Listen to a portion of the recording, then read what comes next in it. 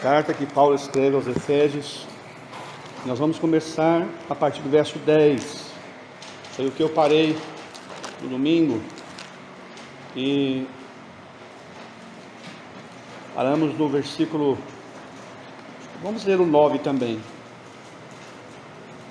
O 9 também. Capítulo 5, verso 9 em diante. Porque o fruto do Espírito está em toda bondade, justiça e verdade, aprovando o que é agradável ao Senhor, e não comuniqueis com as obras infrutuosas das trevas, antes as condenai-as, porque os que eles fazem oculto até dizê-lo é torpe. Mas todas essas coisas se manifestam sendo condenadas pela luz, porque a luz tudo manifesta. Por isso desperta tu que dormes, e levanta dentre os mortos, e Cristo te esclarecerá. Portanto, vede prudentemente como andais, não como necios, mas como sábios, remindo o tempo, porquanto os dias são maus. Por isso não sejais insensatos, mas entendei qual seja a vontade do Senhor. E não vos embriagueis com vinho em que há dissolução, mas enchei-vos do Espírito Santo, falando entre vós em salmos e hinos e cânticos espirituais, cantando e salmodiando ao Senhor em vosso coração, dando sempre graças por tudo a nosso Deus e Pai, em nome de nosso Senhor Jesus Cristo, sujeitando-vos uns aos outros no temor de Deus. Essa pequena leitura, e vamos gastar esse pouquinho tempo ali. Temos pensado nesse capítulo 5, Paulo nos conduzindo para nos apresentar um caminho excelente, um caminho glorioso, como viver uma vida cheia do Espírito Santo. Irmãos, essa experiência de ser cheio do Espírito Santo, ela não acontece conosco no ato da salvação. Quando a gente olha as Escrituras, a gente vai olhando o livro de Atos, capítulo 2, logo nos primeiros dias que o Espírito Santo desceu para batizar aquele grupo de salvos, batizar eles foram batizados no Espírito Santo, mergulhados. Lá nós encontramos uma expressão, e foram cheios do Espírito Santo. Deus tinha um propósito ali, havia um propósito. Nós vamos olhando Atos capítulo 8, em Samaria também, a experiência de ser cheio do Espírito Santo, aqueles crentes em Samaria, depois na casa de Cornélio, e depois também lá em Atos 19, os discípulos de João. Quando a gente olha essa expressão que Paulo menciona aqui, ele faz primeiro a observação de caráter negativo e depois faz de aspecto positivo. A gente chama de injunção.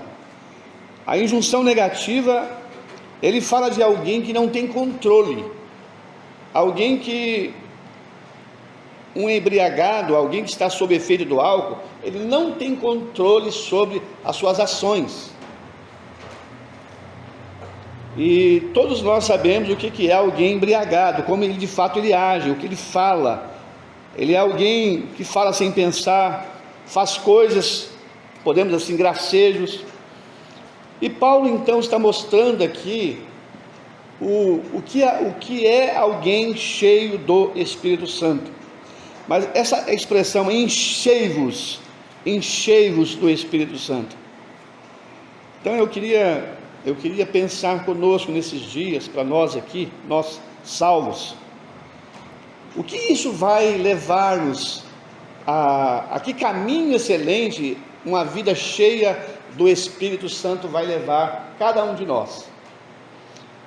E uma das coisas que os irmãos vão perceber, logo depois dele falar dessa experiência de ser cheio do Espírito Santo, nós vamos perceber que um dos frutos disso, ele fala no verso 19: falando entre vós com salmos e hinos e cânticos espirituais, cantando e salmodiando ao Senhor em vosso coração.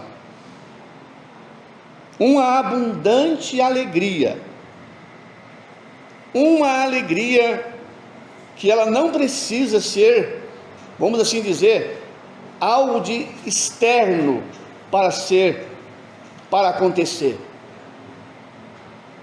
O Espírito Santo, ele vai promover em nossos corações. E quando ele fala de salmos aqui, irmãos, salmos e hinos, os judeus, eles cantavam os salmos, cantavam. Se você olhar o Salmo 19, olha o Salmo 19, o Salmo 19 é um cântico. Eu ouvi os irmãos cantando o Salmo 19, eu até queria que você olhasse, Salmo 19, deixa eu ver isso mesmo.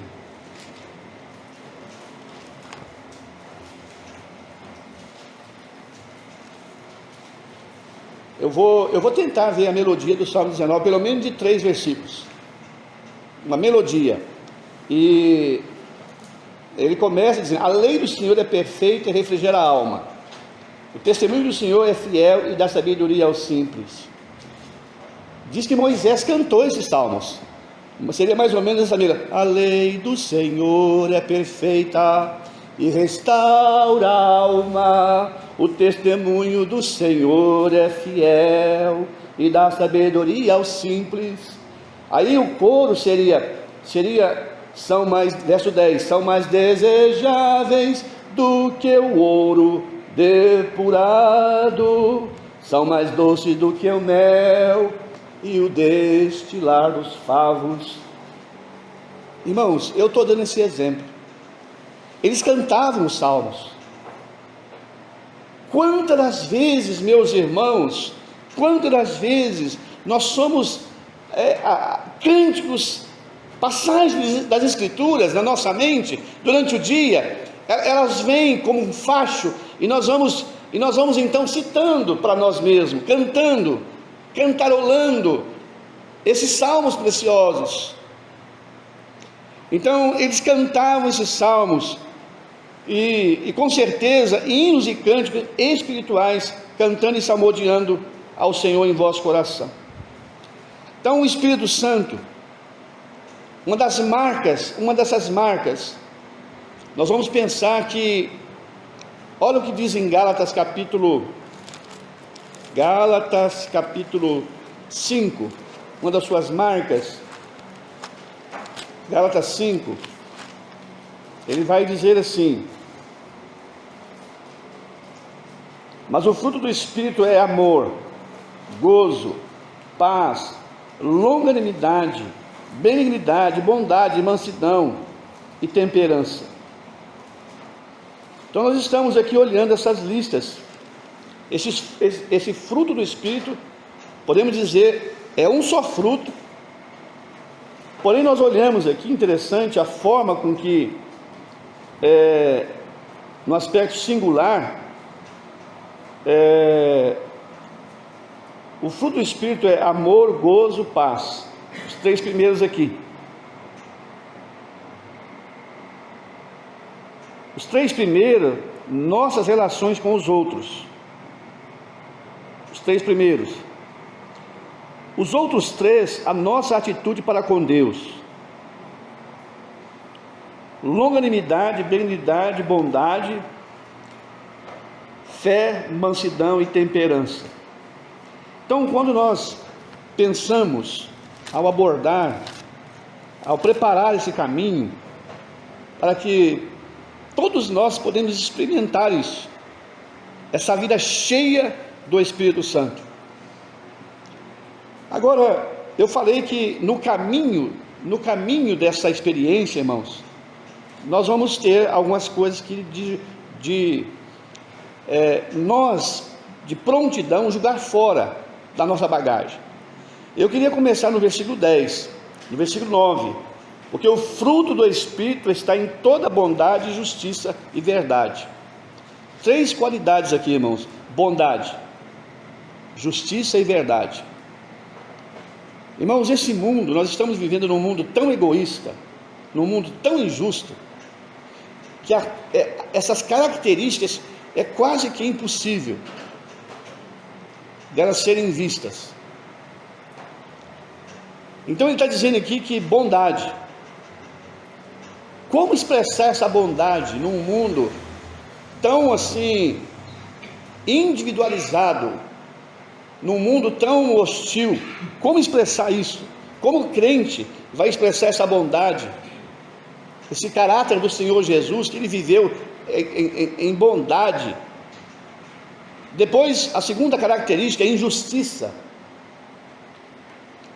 Nós podemos lembrar do sermão da montanha. Os que têm fome e sede de justiça, não é a justiça por um mundo político melhor.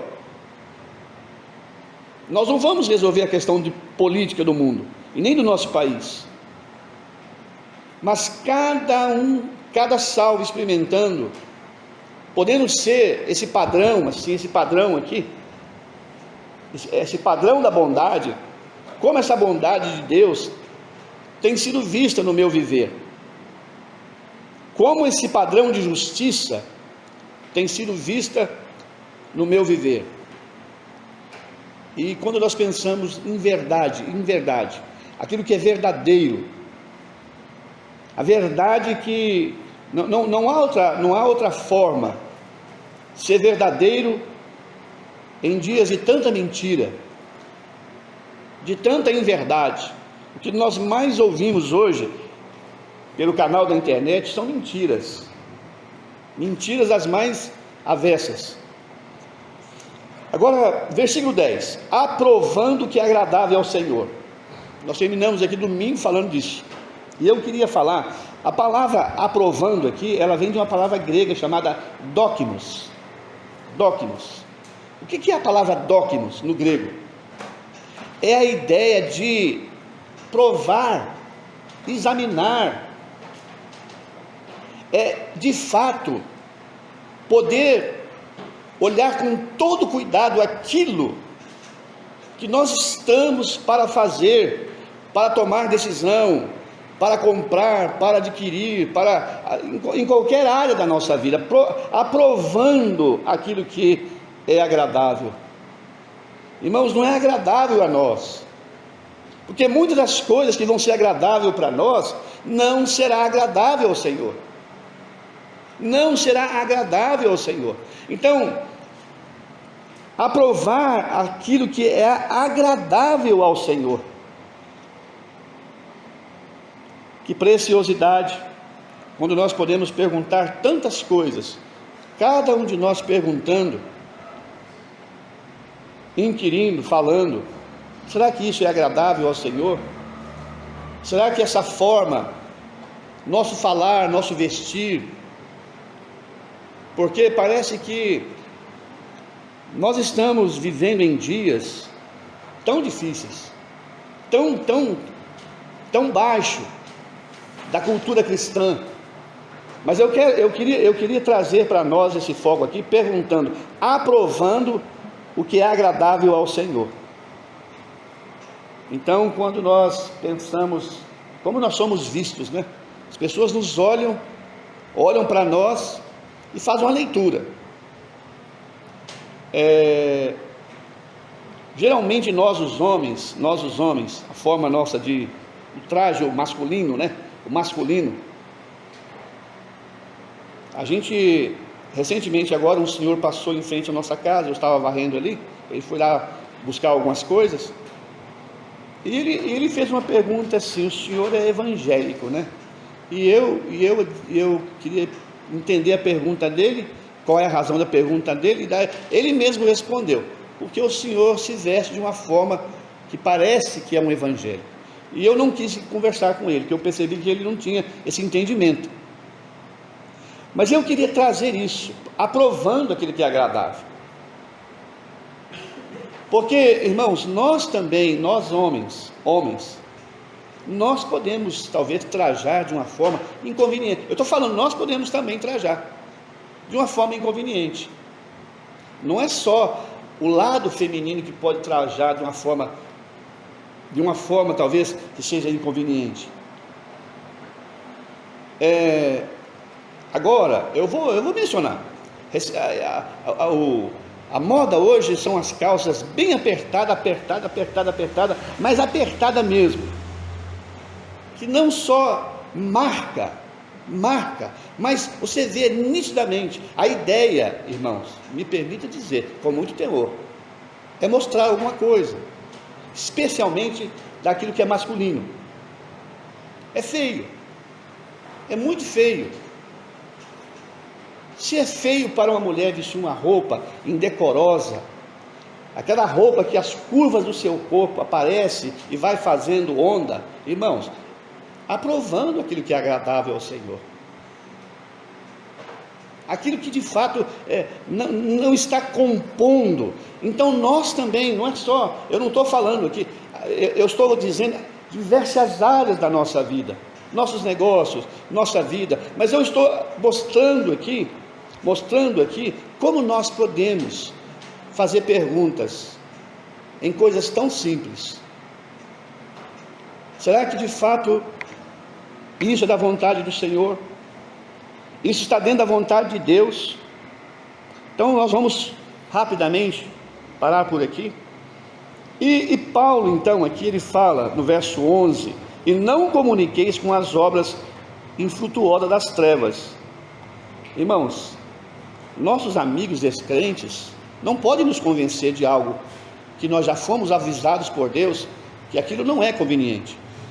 E as pessoas vão tentar nos convencer.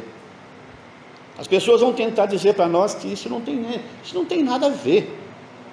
Isso não tem nada a ver. Isso não tem nada a ver com a vida cristã. E eu posso muito bem. E o descrente, ele vai querer de alguma forma intervir, e especialmente pessoas próximas a nós. E Paulo está dizendo: não comuniqueis com as obras. Ele fala de obras aqui, coisas que de fato eles fazem e tentam nos convencer. E Paulo diz: antes as condenai-as. Irmãos, o crente não tem uma vida fácil aqui no mundo. Ele não foi chamado para viver num parque de diversão. Ele foi chamado para viver num campo de guerra. Não é fácil para nós, eu diria, tomar a nossa própria cruz diariamente, para seguir o Senhor. Paulo termina então dizendo assim: porque o que eles fazem em oculto, até dizê-lo é torpe. Nós falamos o texto inteiro aqui do capítulo 4, o que é torpeza. Mas a ideia aqui, o torpe aqui, é algo, irmãos, é algo não só no falar, não é só no falar, mas pensamentos, atitudes torpe, que é próprio de um descrente fazer, é próprio de uma pessoa descrente, uma moça, um rapaz descrente fazer, e eles fazem, muitas das vezes, tentando nos induzir para isso. Que o Senhor Deus nos dê graça suficiente para desejar esse caminho do enchimento do Espírito Santo, mas até que lá cheguemos, nós vamos ter que amar uma luta contra nós mesmos, nós vamos ter que fazer uma varredura, nós vamos ter que pedir ao Senhor que nos ajude. Há muitas coisas que vão ter que ser queimadas, lançadas fora, jogadas fora no lixo, porque são verdadeiros lixos, entulhos que estão dentro de nós. E o Espírito Santo diz: eu não posso encher essa vida do Espírito Santo com tanto lixo que há lá dentro. Que o Senhor, na graça dele, possa nos dar luz suficiente para entender. Amém.